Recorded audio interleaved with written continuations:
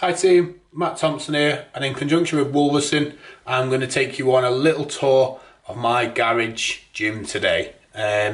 We'll go through some of the kit I've got, the reasons why I have that kit and why I picked it, and hopefully give you some helpful tips or hints for you to optimize your own garage setups at home. So let's get to it.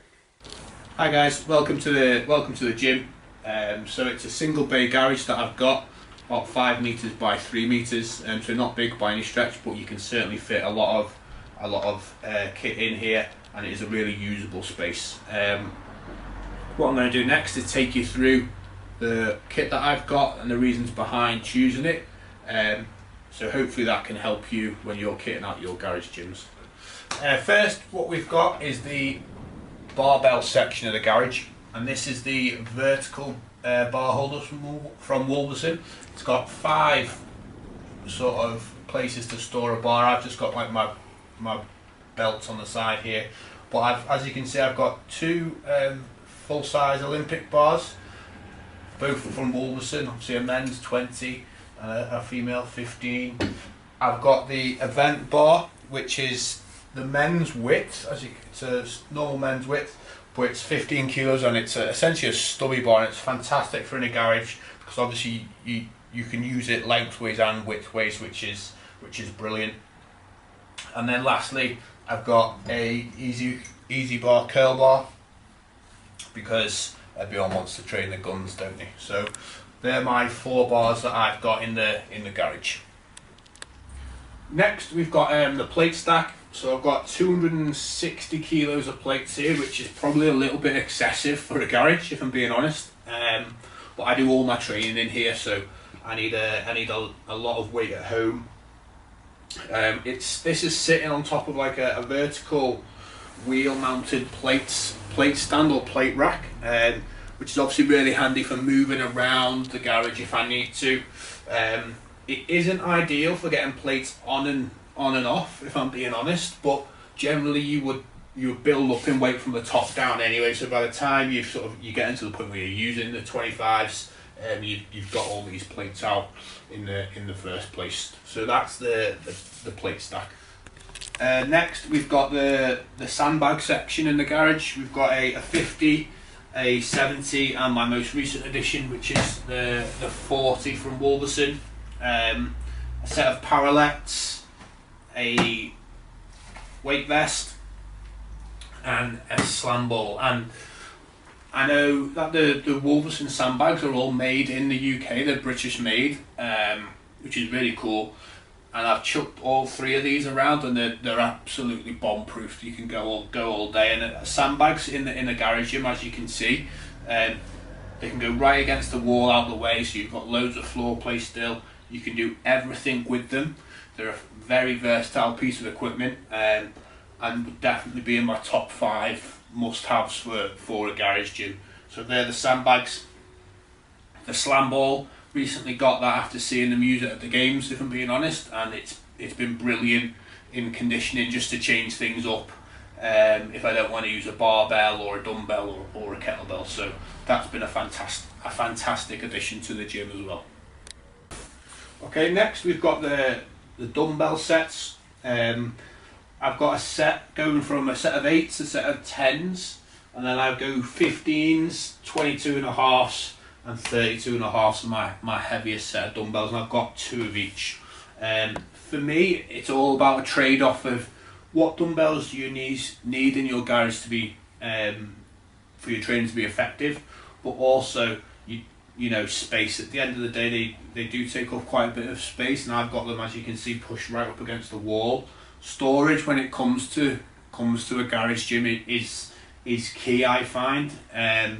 So for me, this is the minimum amount of sort of dumbbell sets that I need for my training to be functional. So just to sort of recap, a set of 8s, 10s, we've then got 15s, 22.5s, and some big 32.5s to finish up. Cool. Next coming on, we've got probably the equipment I get asked most about, if I'm being honest, and that's the conditioning equipment, or the ergs, and I'm very fortunate to have all 3. Obviously we've got the Concept 2 rower, the ski and the bike, and how I've got them at the moment is what works best for me in my garage to sort of keep them out the way, but still get to them when I needs to use them. And the question I get asked a lot is, if I could only have one, which piece of equipment would I have? And they're all fantastic for conditioning. So if you could only have a choice of one, I would just say have any of each. But if I could choose myself, it would definitely be the C2 bike. Reason being, it uses up the same floor space as like a ski erg, as you can see. But you can do so much on this. You can end yourself on it, sort of really high intense intervals, or you could sit there and do a recovery session with a movie on. They're a fantastic piece of equipment, very versatile, and floor space wise they take up not a lot. If I was to pull the rower out, obviously it would take up 2/3 of the garage. So if I could only have one, it would definitely be the C2 bike. Moving on, we've got the kettlebell set. Obviously very fortunate that I've got a full set now from Wolverson. So we've got the blue 12s right the way up to the 32s and everything in between pretty much. Great piece of equipment again. Probably, for me, if I could only have one piece of kit to train with for the rest of my life, personally I would pick a kettlebell, because I feel you can just do everything with them. They do take up a little bit of floor space, hence why I've got mine stored between the squat rack at the moment. But bang for your buck wise, yeah, I think for me it'd be the kettlebell would be number one. Okay, cool. Last but by no means least, we've got the pièce de résistance of the garage gym, and that's the Wolverson fold out rack. I've got the safety arms attached to it as well. For me, if you're training at home in a garage and you've got the funds for a fold out rack, it would be right up there with what I'd purchase. Simply just gives you so much flexibility. This one obviously comes with a pull-up attachment as well, so you can do your pull-ups on it. A little bit fiddly to put together and put into the wall, but once it's up, unreal piece of equipment. I mounted this into brick itself. I chose to go into brick and not breeze block, just to basically so we don't have to use extra sort of resin and that sort of thing when mounting into breeze block. So I chose to go into the brick. And I just used, these are called M80 anchor bolts, and you can get them from Screwfix.